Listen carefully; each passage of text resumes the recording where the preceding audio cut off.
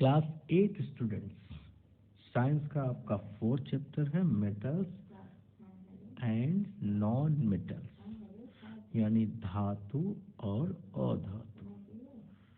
तो आइए आज हम मेटल्स एंड नॉन मेटल के बारे में ब्रीफ आपको एक स्टडी करते हैं, देखते हैं हमें क्या बताया गया है मेटल्स और नॉन मेटल के बारे में। मेटल्स एंड नॉन मेटल्स,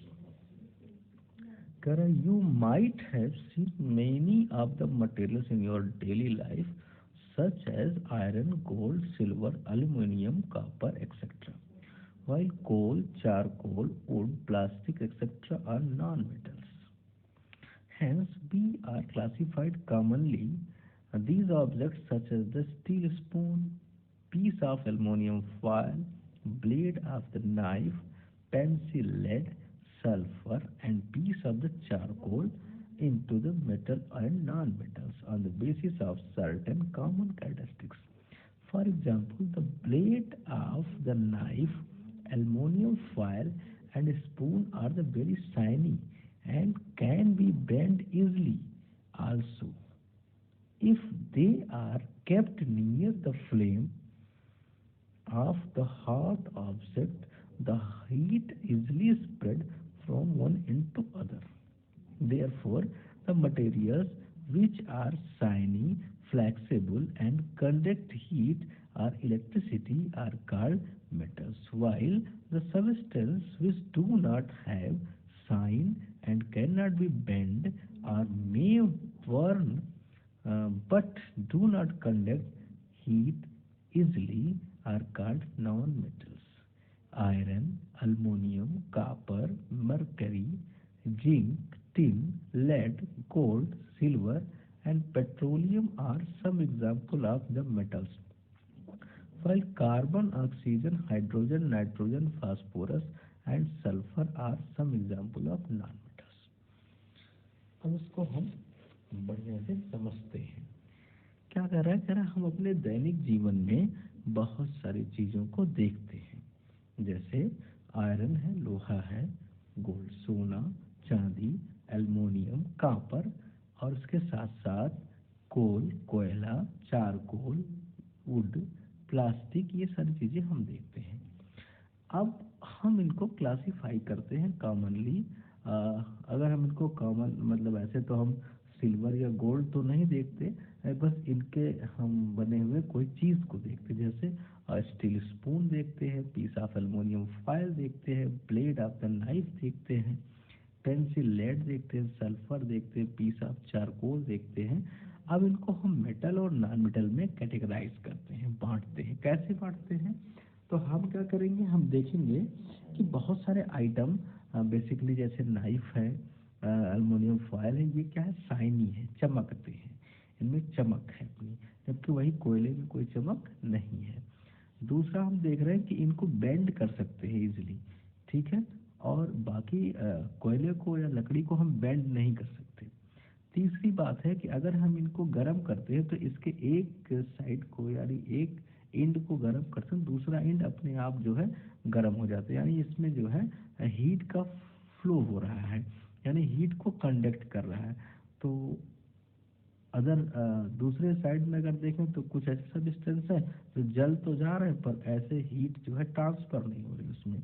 तो इस तरह से हमने जो कुछ कैरेक्टरिस्टिक्स को निकाला, जिसमें हमने देखा कि कुछ मटेरियल्स जो शाइनी थे, फ्लेक्सिबल थे, कंडक्ट करते थे हीट को और इलेक्ट्रिसिटी को, तो उन्हें हमने मेटल के रूप में जाना और उन्हें हमने कैटेगरीज में मेटल के रूप में बांट दिया।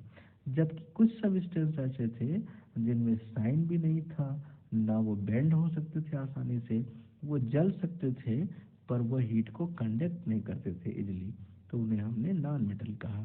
अब अगर हम देखें तो आयरन यानी लोहा, aluminium, copper, mercury, zinc, tin, lead, gold, silver and platinum जो है वो एक तरह से मेटल्स के एग्जाम्पल हैं, जबकि वहीं पे carbon, oxygen, hydrogen, nitrogen, phosphorus and sulphur are the some example of non metal. ये सारे क्या है, नॉन मेटल है। अब कह रहा है मेटल्स में be distinguish from non metal by their some specific properties all these properties are divided into two groups, physical properties and chemical properties। कह रहा है इनकी बहुत सारी प्रॉपर्टियां हैं, इसके आधार पे हम किसी सब्सटेंस को मेटल या नॉन मेटल में बांट सकते हैं। तो उसमें दो प्रकार की प्रॉपर्टियां होती हैं, एक होता है फिजिकल प्रॉपर्टीज और दूसरा होता है केमिकल प्रॉपर्टीज। आइए फिजिकल प्रॉपर्टीज देखते हैं। कह रहा है the property of the matter which can be observe or measured without the change in composition are called physical properties. Example of the physical properties are the state, color, luster, hardness, density, melting and boiling point। अब देखो physical property और chemical property में difference क्या है। कह रहा है ये ऐसी प्रॉपर्टी है जिसमें क्या होता है कि वो जिस चीज का बना है, ठीक है, उसके केमिकल कंपोजिशन में चेंजेस नहीं होंगे, यानी उसका आकार बदल सकता है, प्रकार बदल सकता है, भारी हो सकता है, हल्का हो सकता है, मेल्टिंग बॉइलिंग पॉइंट हम उसको देख सकते हैं, उसके कलर को देख सकते हैं, पर केमिकल कंपोजिशंस को नहीं देखते उसमें, और ना ही उसमें केमिकल कंपोजिशंस बदलता है। जबकि अगर हम केमिकल प्रॉपर्टीज की बात करेंगे तो केमिकल प्रॉपर्टीज में उसके केमिकल कंपोजिशन की बात करेंगे जो बदलता रहता है अलग अलग रिएक्शंस पे। तो इस तरह से फिजिकल प्रॉपर्टीज क्या है, जो एक्सटर्नल अपीयरेंस है, यानी उसका स्टेट कैसा है, कलर कैसा है, उसमें चमक है कि नहीं, उसमें हार्डनेस है कि नहीं, उसकी डेंसिटी कैसी है, उसका मेल्टिंग एंड बॉइलिंग पॉइंट कैसा है, ये सारी चीज़ों को हम फिजिकल प्रॉपर्टीज में देखते हैं। वहीं पे केमिकल प्रॉपर्टीज में देखते हैं कि अगर इसके ऑक्सीजन के साथ रिएक्शन कराया जाए तो ये क्या देगा, ठीक है, ये इसका केमिकल कंपोजिशंस जो है अगर ये पानी में घोला जाए तो वो कैसा होगा, ठीक है, या तमाम गैसों के साथ अगर उसका है जलने पे क्या होगा, उसको अगर जलाया जाए तो क्या बनेगा। इस तरह की प्रॉपर्टीज को हम केमिकल प्रॉपर्टीज में देखते हैं। Chemical properties, chemical properties of matter are based on ability to participate in chemical reaction and to form new substance। यानी कि केमिकल प्रॉपर्टीज वो प्रॉपर्टी है जो, यानी जब कोई केमिकल रिएक्शन में पार्टिसिपेट करे और नए सब्सटेंस को फॉर्म करे। आइए देखते हैं फिजिकल प्रॉपर्टीज और मेटल्स, यानी फिजिकल प्रॉपर्टी ऑफ मेटल्स इसमें हम पढ़ेंगे। तो फिजिकल स्टेट ऑफ मेटल्स इसमें कह रहा है metals are generally solid at room temperature, यानी रूम टेम्परेचर पे सारे मेटल सॉलिड फॉर्म में होते हैं। स्टेट तीन होते हैं, सॉलिड, लिक्विड और एंड गैसेस। लेकिन अगर आप हम मेटल की बात करते हैं तो वो मोस्टली मेटल जो है वो क्या होते हैं, सॉलिड होते हैं रूम टेम्परेचर पे। वहीं पे मरकरी क्या है, is only metal which is found in liquid state. Mercury एकमात्र ऐसा मेटल है जो रूम टेम्परेचर पे क्या होता है, वो लिक्विड फॉर्म में होता है। मेटल्स आर हार्ड, दूसरी प्रॉपर्टी है मेटल्स के हार्ड होने की। Metals are generally hard except for sodium and potassium which are soft can be cut easily with the knife. सारे मेटल्स हार्ड होते हैं, चाहे आयरन है, एल्युमिनियम है, सिल्वर है, गोल्ड है, किसी की बात करें तो वो हार्ड होते हैं। हाँ, लेकिन दो ऐसे मेटल हैं जिसको हम कहते हैं सोडियम और पोटेशियम। ये ऐसे मेटल होते हैं जिन्हें आप रबड़ की तरह नाइफ से काट सकते हैं, चाकू से काट सकते हैं, यानी हार्ड नहीं होते, ठीक है। आइए तीसरी प्रॉपर्टीज की अगर हम बात करें तो तीसरी प्रॉपर्टी आपका है मेटल्स आर लस्टरस। लस्ट्रस माने होता shining. All the metals are shine in appearance, देखने में वो चमकदार होते हैं। The shine is the metal is called the lustre. Some metals like gold and silver have very high lustres, they are used for making jewellery. कुछ तो बहुत ज़्यादा लस्टर्स होते हैं जिसमें आपके सिल्वर, गोल्ड और क्या कहते हैं ये सब जो है बहुत ज़्यादा इसके ऑर्नामेंट वगैरह बनाए जाते हैं, इसलिए ये अच्छे मेटल्स के रूप में यूज होते हैं, ऑर्नामेंटल मेटल्स के रूप में यूज होते हैं। अब आइए मेटल्स आर मालेबल्स। देखिए मालेबल क्या है, हम आपको ऐसे ही बता दे रहे हैं। मालेबल का मतलब ये होता है जैसे किसी चीज को पीट करके, ठीक है, उसको पतली चादर बनाया जा सके। जैसे अगर आप किसी मेटल को, लोहे को, आप देखिए लोहे के क्या होता है, उसे पीट पीट के आप क्या करते हैं, एक तावा बना देते हैं। पीट करके एल्युमिनियम फॉयल जो होता है, जो आपके मिठाइयों पे लगता है, चमकदार मिठाई को डेकोरेट करने के लिए, तो मोस्टली क्या वो एल्युमिनियम का फॉयल होता है, यानी इतना पतला चादर बना दिया, ठीक है। तो ऐसे एक प्रॉपर्टी इसकी होती है मेटल्स की, इसे पीट करके चादर बना सकते हैं इसका। तो ऐसे पीट करके चादर बनाने वाली प्रॉपर्टी को हम मालेबल कहते हैं। मालेबल मतलब इसे पीट करके चादर बनाया जा सके। वहीं पे अगर आप देखें तो जो नॉन मेटल्स हैं उसको अगर अब आप पीटेंगे तो वो क्या हो जाएंगे, वो बिखर जाएंगे यानी टूट जाएंगे। लेकिन मेटल्स क्या है, आप पीटेंगे तो उनके बहुत आसानी से चादर बनते चले जाएंगे। Metals are ductile. डक्टाइल भी एक ऐसी प्रॉपर्टी है, इसमें वायर बन जाते हैं मेटल्स के। आप जैसे आप देखें बहुत पतले पतले आप कॉपर वायर देखते होंगे, जब आप अपने घरों में इलेक्ट्रिसिटी वायर लाते हैं तो उसको आप जो अपने प्लास्टिक वाला कवर हटा के देखें तो उससे बहुत पतले पतले वायर होते हैं।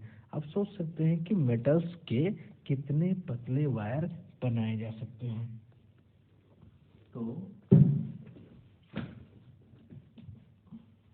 तो इसका मतलब ये हुआ कि मालेबिलिटी क्या है।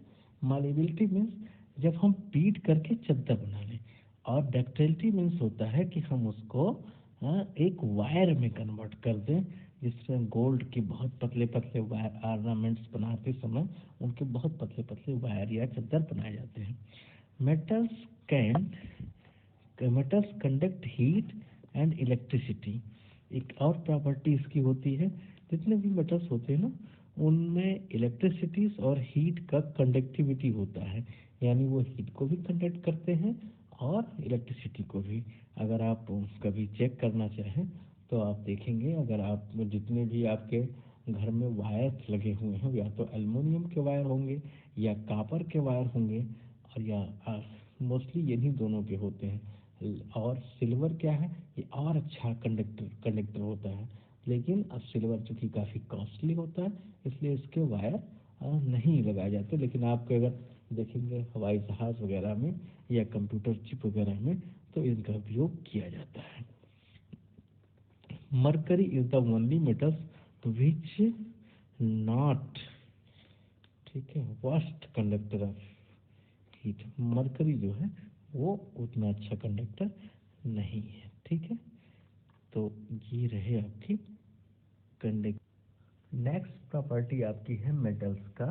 Metals are sonorous. सोनोरस क्या है, एक ऐसी प्रॉपर्टी है कि अगर आप किसी चीज़ को पीटे और उसमें जो साउंड निकले वो एक रैंगिंग साउंड, जैसे आप ऐसे पीटे किसी चीज़ को कि टन, इस तरह से एक रैंगिंग बेल की साउंड हो। जैसे आप घंटी बजाते हैं ना मंदिरों में, तो वहाँ क्या करते हैं आप, जैसे ही आप बजाते हैं तो उसकी आवाज़ जो है गूंजती है, जैसे टन, इस तरह से गूंजेगी। तो मेटल्स जितने भी होते हैं ना उन पे अगर आप हिट करेंगे तो उनकी आवाज़ कुछ देर गूंजेगी, उसको हम रैंगिंग साउंड कहते हैं। तो सोनोरस एक प्रॉपर्टी होती है जिसमें रैंगिंग साउंड निकलता है। अगर वहीं आप किसी लकड़ी को पीटे तो ऐसे धब से आवाज़ होकर के बंद हो जाएगी, यानी एक आवाज़ होगी, लेकिन वहाँ पे रैंगिंग साउंड नहीं होगा। इसीलिए जितने भी देखो आपके स्कूल में घंटियाँ बनाई जाती हैं वो किसकी होती हैं, मेटल्स की होती हैं। जब आप उसे पीटते हैं तो आवाज़ टन, इस तरह से आवाज़ करके चलती है। I metals have highly melting and boiling point. अब चूंकि जो भी चीज़ बहुत हार्ड होगी तो उससे जाहिर सी बात है मेल्ट करने में ज़्यादा हीट लगेगी, तो उसकी मेल्टिंग पॉइंट ज़्यादा होगी।